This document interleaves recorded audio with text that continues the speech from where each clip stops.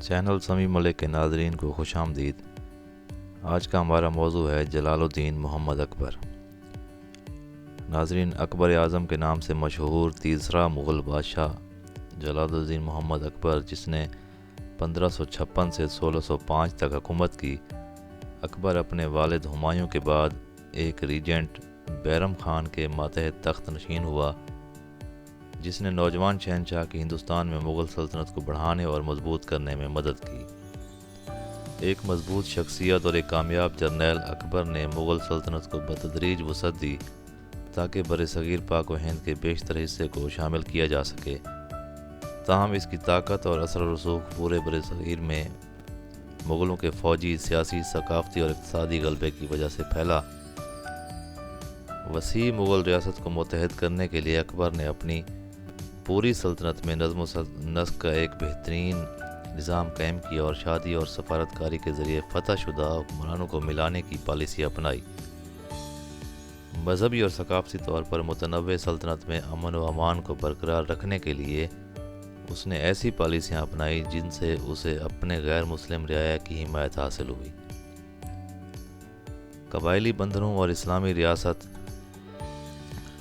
کی شناخت کو چھوڑتے ہوئے اکبر نے ایک شہنشاہ کے طور پر اپنے آپ کو ایک ہند فارسی ثقافت کے ذریعے وفاداری کے ذریعے اپنے دائرے کے دور دراز علاقوں کو متحد کرنے کی کوشش کی۔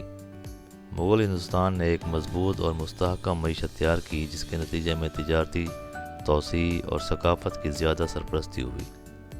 اکبر خود فن اور ثقافت کا سرپرست تھا، اسے ادب کا شوق تھا اور اس نے سنسکرت، اردو، فارسی، یونانی، لاطینی، عربی اور کشمیری میں لکھی ہوئی 24,000 جلدوں کی ایک لائبریری بنائی، جس میں بہت سے اسکالرز، مترجم، فنکار، خطاط، کاتب، کتاب ساز اور قارئین موجود تھے۔ اس نے کیٹلاگنگ کا زیادہ تر کام خود کیا۔ اکبر نے فتح پور سیکری کی لائبریری بھی خصوصی طور پر خواتین کے لیے قائم کی اور اس نے پورے علاقے میں مسلمانوں اور ہندوؤں دونوں کی تعلیم کے لیے اسکولوں کے قیام کا حکم دیا۔ انہوں نے بک بائنڈنگ کو بھی ایک اعلیٰ فن بننے کی ترغیب دی۔ دنیا بھر کے بہت سے مذاہب کے مقدس مرد، شاعر، معمار اور کاریگر اس کے دربار کی زینت بنے۔ دہلی، آگرہ اور فتح پور سیکری میں اکبر کے دربار فنون، خطوط اور علم کے مراکز بن گئے۔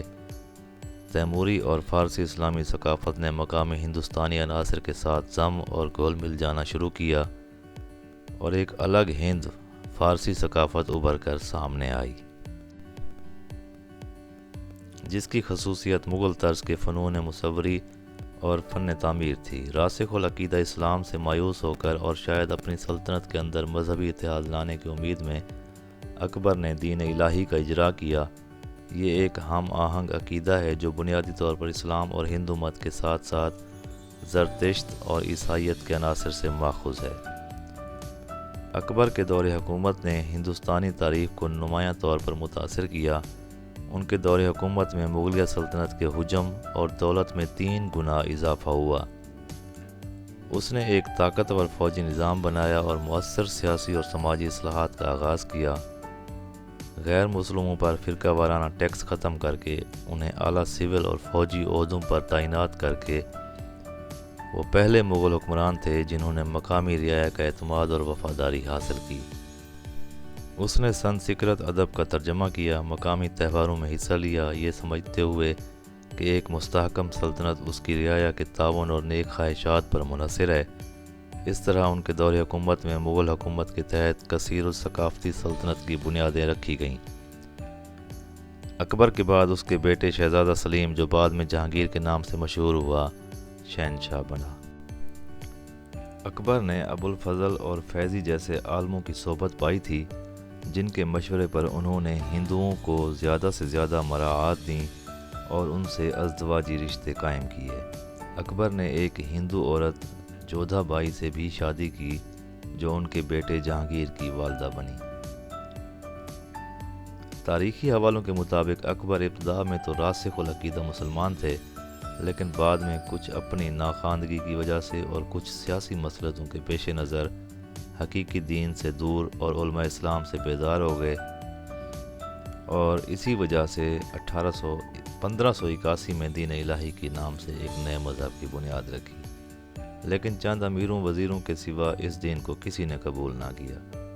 یہ نیا دین ہندو، مسلم، مسیحی، سکھ اور دیگر مذاہب کا مجموعہ تھا۔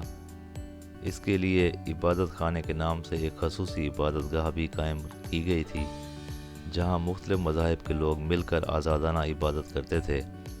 اس مذہب میں شامل ہونے کے لیے بیعت لی جاتی تھی۔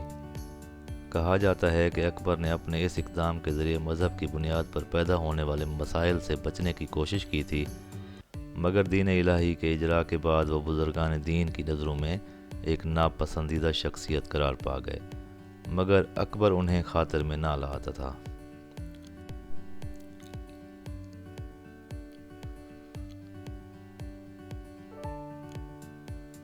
13 اکتوبر 1605 کو فتح پور سیکری کے مقام پر اکبر نے وفات پائی اور اس کا مقبرہ آگرے کے نزدیک سکندرہ کے مقام پر ہے۔